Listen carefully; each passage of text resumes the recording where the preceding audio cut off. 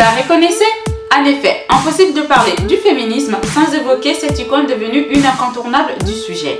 Mais connaissez-vous la drôle histoire de cette célèbre affiche? La réponse, c'est maintenant. 1, 2, 3, 4, 5, 6, 7, 8, 9. Rosie la riveteuse est d'abord une affiche de propagande américaine de la Seconde Guerre mondiale. Elle devait promouvoir l'effort, surtout l'effort fourni par les femmes pour soutenir l'économie américaine durant la guerre. Une première version célèbre de cette affiche a été peinte par l'artiste Norman Rockwell.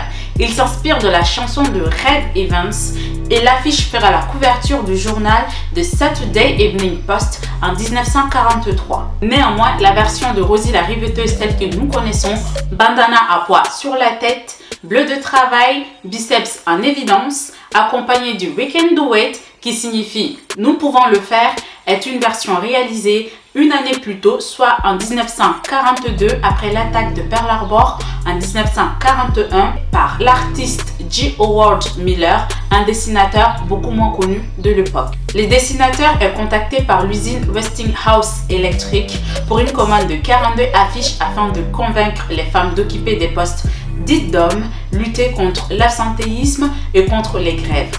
Le dessinateur s'inspirera alors d'une des femmes de l'usine dont l'identité restera un vrai mystère. Entre parenthèses, l'affiche ne sera collée que 15 jours et tombera dans les oublis jusqu'aux années 80 lorsqu'entre autres les militants féministes décident de l'utiliser comme l'emblème de leur lutte. Rosie la riveteuse passe donc de l'icône du patriotisme à l'icône du féminisme. Mais qui se cache derrière la mystérieuse Rosie?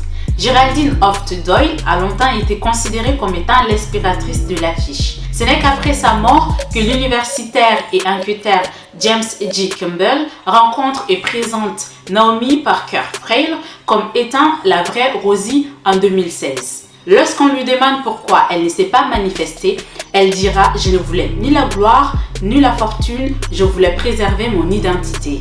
Naomi Parker Frail mourra le 20 janvier 2018. Je suis sûre que vous vous demandez maintenant pourquoi appelle-t-on le personnage de cette affiche Rosie. Le nom Rosie vient du fait qu'à cette époque, les femmes travailleuses dans des usines étaient tout simplement nommées des Rosies. Il faut aussi noter que cette affiche est l'une des plus demandées des archives nationales américaines. Elle fait partie des souvenirs les plus achetés des États-Unis. Elle est devenue tellement célèbre qu'en 1999, elle apparaît sur ce timbre. Pour en savoir plus sur la fameuse histoire de Rosie la riveteuse, j'ai entendu parler de ses livres et de ses documentaires de Connie Fields, The Life and Times of Rosie the Rifter, qui pourraient vous apporter plus d'éléments. Et pour finir, on se donne rendez-vous la semaine prochaine pour un nouveau portrait inspirant. D'ici là, n'hésitez pas à liker, partager, commenter, surtout restez connectés. Quant à moi, je vous dis portez-vous bien et ladies, on peut le faire, period.